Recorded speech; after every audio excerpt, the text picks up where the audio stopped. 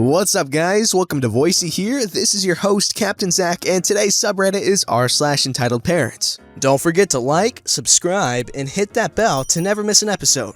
This story's called Relatives Invited for Dinner, Assume They're Staying the Night. My dad is the only member of my family with whom I have a close relationship, as he is the only one who accepts my choice to remain child-free and focus on my career and travel. As for my stepmom, stepbrother and his wife, uncles, aunts, and cousins, all of them have given me hell for my lifestyle. I'm now in my mid-30s, and ever since I entered my late 20s, they began badgering me to get married, preferably to a man my father chooses for me. I'm Indian, so you can imagine how this goes. I got the usual BS bingos such as, "Who will take care of you when you're old? You're selfish for only thinking about yourself. You need to marry and breed because that's what women do." Around 4 years ago, I finally got sick and tired of them and decided to ignore their calls and texts. I've only maintained low contact with my stepbrother because he was not quite as horrid as the others. I was never close with these people to begin with, so it wasn't difficult. For a while, they took to harassing my dad to get him to get his daughter in line, but he shut them down by saying that it was my life, my decisions. At the time when this incident took place, a certain crisis had arisen in my extended family, one that directly affected my dad. I don't wish to go into details, but it compelled me to interact with these people again. So my stepmom's sister, her husband, their teenage son, along with their grown son, his wife, and their toddler came to our city to discuss matters. My dad and I decided that we can all chat at my place as it's close to the airport. So all of these folks, along with my dad, stepmom, stepbrother, and sister-in-law and their baby are at my place. We all ate dinner and talked about the issue at length. However, it was quite an ordeal for me as I had to constantly tell off the toddler, stepmom's great niece, as she kept trying to grab my cat and dogs or make loud noises at them. I asked her parents to intervene, but they just laughed it off. My pets are very well behaved but are not used to being around kids, especially if they're annoying little brats whose parents refuse to discipline them. As soon as the discussion was over, stepmom's sister asks which of the bedrooms was for them. I was caught a bit off guard and asked her what she meant. Her husband chimed in and asked, rather demanded, that I get 2 of the bedrooms ready for their family. "We'll be spending the night here. And breakfast better be served before 8 o'clock in the morning as we don't want to miss our flight." He said this with the matter-of-factness of a seasoned parasite. This was my breaking point. Not once had I indicated that they would be staying in my house. I just offered to host them for dinner once. That's it. Even my dad was shocked. I told them very bluntly that I'm not particularly fond of their family and do not feel comfortable letting them spend the night. Also, how the heck did they get this ridiculous idea anyway? Now, my stepmom flared up. She no longer speaks to me directly, so she began asking my dad why his daughter could not put up family members in her home for one night. How can she be so selfish? My stepbrother's kids chose this exact moment to start bawling. So my sister-in-law told her to stop yelling as the baby was getting upset. "Thanks, kid." I told everyone in a firm voice that we've discussed what we were supposed to discuss, and it was time for them to leave. Stepmom and her sister walked out grumbling. Everyone else followed. The toddler's mom asked if her kid could pet my dogs. I just said no, with a straight face, which seemed to annoy her. The baby was still bawling like a champ, so no one was able to say anything else. I never even wanted these people in my home to begin with, so letting them spend the night was obviously out of the question. If they had asked beforehand and asked politely, then I would have considered it. But I refuse to be a doormat for poop shoots who can't keep their entitlement in check. This Redditor is a strong, independent woman and she needs no children. Besides, dogs and cat are quite a handful. But in all seriousness, I 100% see where she's coming from. Again, unintentionally relating to this story, brown parents can be so overbearing and so entitled, as many parents are, but still, I can really attest to this story. But yeah, good on her for standing up for herself and what she wants with her life, which can be really hard when everyone around you is like, "What? No!" This story's called The Tale of Two Kids, Two Parents, Dungeons & Dragons, and a Game Store. Long one. Prepare yourselves. Once upon a time, there is a game store. Every Wednesday, this game store hosts Adventurer League, where players looking to play D&D will get placed in one of the few existing groups consisting of a bunch of strangers. Those who are familiar with D&D would know the age-old dilemma of too many players, not enough dungeon masters. This is especially true with one certain group consisting of the Dungeon Master, the Quiet Girl, Steve the Town Guard, Tweedledee and Tweedledum, me, Good Parent and Good Kid. This group already had 7 players, a number which would make most balk, but this Dungeon Master was a trooper. Now, Good Kid is young enough that he didn't always get the nuances of playing with more mature people. Tweedledee and Dum were in middle school, but they were also mature enough to understand that playing with kids is very different from playing with adults and acted appropriately in a non-disruptive manner. Good Kid has his moments, but Good Parent was always there to rein him in and calm him. You know, like an actual parent. Good Parent would also make Good Kid read the game rules and adhere to them instead of letting him play however he wanted. You know, like an actual parent. Sometimes he would also talk to Good Kid about the do's and don'ts of role-playing and how to not annoy everyone around you. You know, like an actual parent. For months, this group was cruising along in harmony until one day when the Entitled Parent and Entitled Kid attacked. This large group of 7 players and 1 Dungeon Master was suddenly saddled with an 8th player, Entitled Kid. Entitled Kid, who has never played, is unfamiliar with the rules and is even younger than Good Kid. "It's just for now until we can find him a better group," says the store clerk. "I mean, you have a Good Kid and Tweedledee and Tweedledum who are kids. Surely one more won't hurt." "No worries," says the Dungeon Master. "I'm fine DMing for large groups. I suppose this will be okay."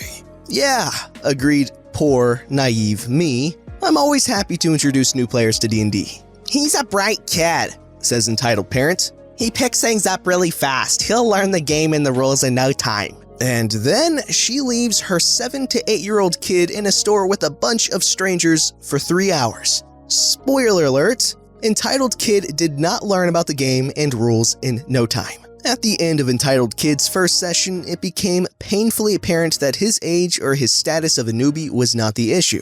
No, he would not sit down and listen when the group tried to explain the rules to him. He would climb on top of a stack of chairs and stand on them. He would talk non-stop about the most random things that were not D&D related and seriously distract the group, all who are trying to play. He would move miniatures around the battlefield and mess up whatever was happening in the battle. He thought his character was Thor, who could throw his battle hammer once and kill all the bad guys. Spoiler alert, Dungeons & Dragons doesn't work that way. Most egregiously of all, he would take the store's merchandise and move them around or hide it. "But OP, I hear you say, why weren't any of you watching Entitled Kid? He's part of the group now, right?" Actually, no. It's only temporary until there's a smaller game since the group was already so large. And the group did watch him for the first 2 sessions.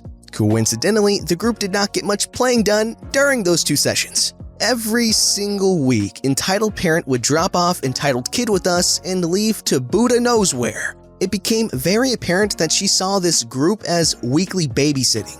Also, to play in the store, you'd have to pay $5 each session. This group was paying $5 each to babysit a kid who didn't know how to play, didn't want to learn how to play, and was giving them a massive migraine. Dungeon Master began complaining to the store, but since Entitled Kid hasn't done anything illegal in their eyes, Entitled Kid had placed all the merchandise back in their rightful places after Dungeon Master yelled at him and the store wasn't concerned that he might do it again.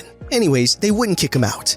Dungeon Master requested that Entitled Kid be moved to another table, but other groups were also full, so they were stuck with him until new Dungeon Masters show up to run their games.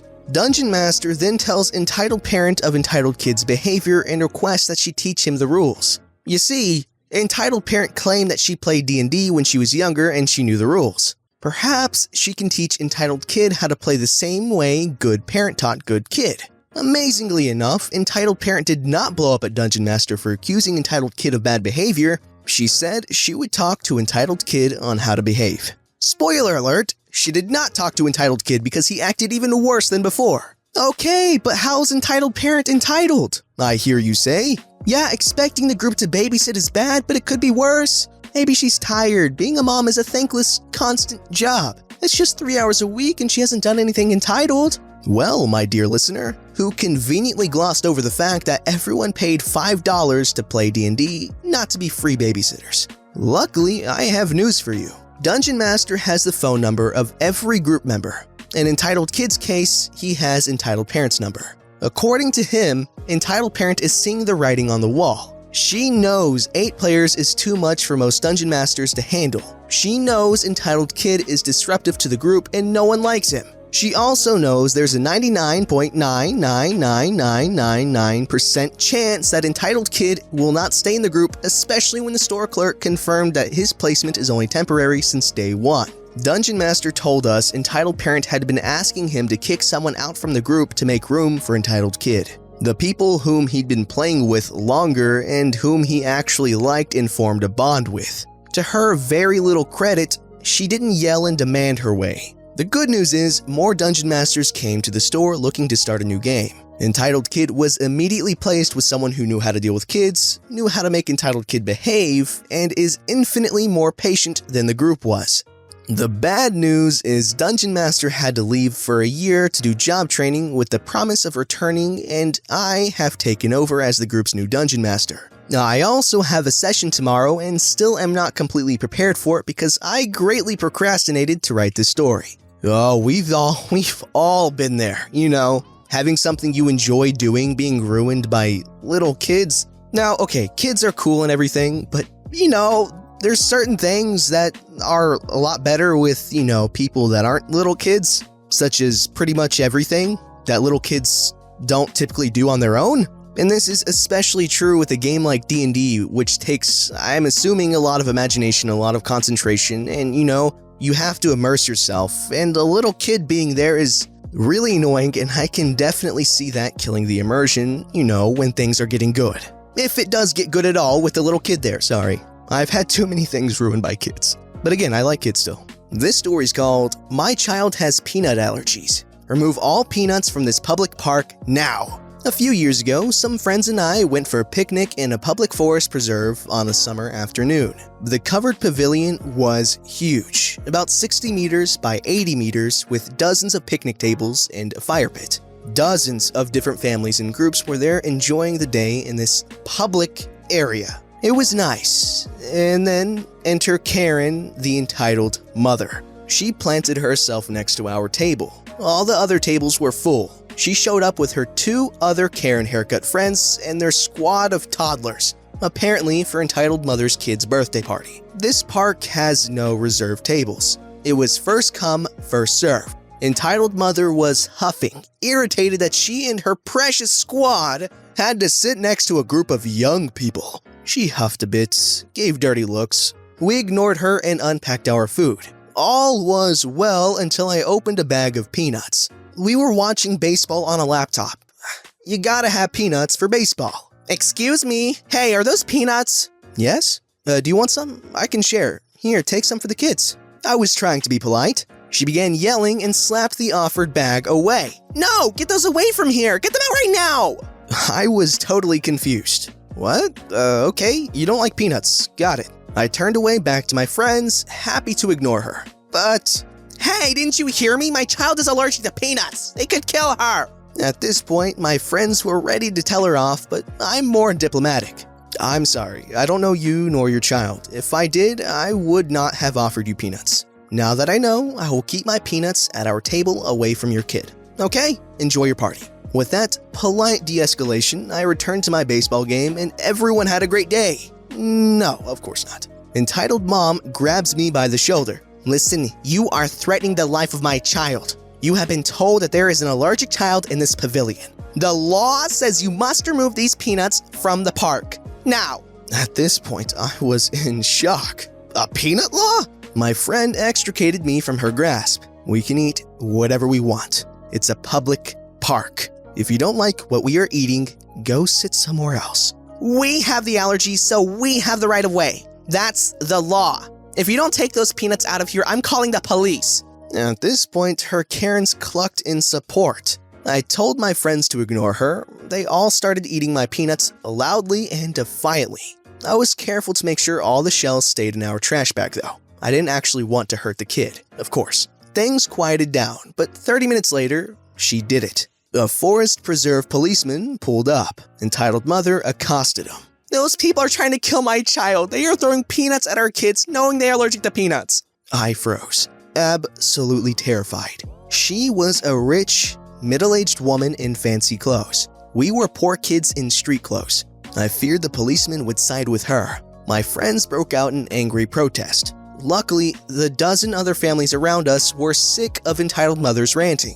Many other people chimed in, calling out the peanut throwing as a lie and confirming that the entitled mother was the instigator. The policeman scolded entitled mother for the frivolous 911 call. He also confirmed that there is no allergy law.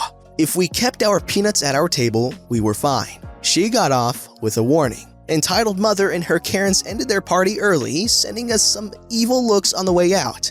We enjoyed our peanuts, beer, and baseball the rest of the day. Picnic. Cool. Park. Cool. Pavilion. Cool.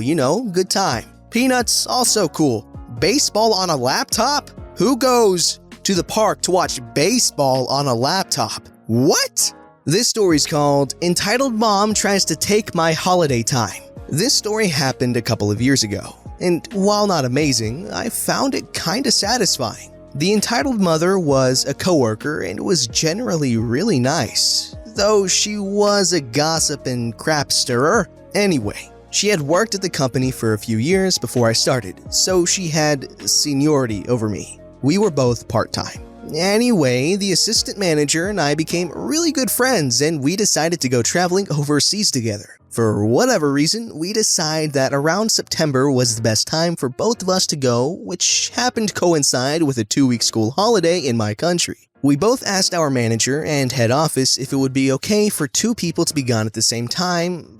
We formally applied like 2 months before the date and were officially approved. When entitled mom found out, she was urinated. For the last 5 or so years, she had been working there and had been taking every school holiday off to be with her kids. So she assumed that we would be denied our time off because we couldn't have 3 people out of the store at once. She came up to both me and our assistant manager on separate shifts and would talk to us about our trip. She asked me what date we had picked, and when I told her, she informed me that it was really unfortunate, but that was the school holidays and she would be taking that time off to take her kids to the beach, and that she was sorry we'd have to change our plans. I can't remember what she said to our assistant manager, but I think it was similar. We were both confused and upset, thinking that something must have happened and our manager changed her mind. We obviously asked the manager and she got really angry. Our manager is a fiery Portuguese woman who everyone equal parts loves and fears. You don't mess with her. She ripped the entitled mother a new one,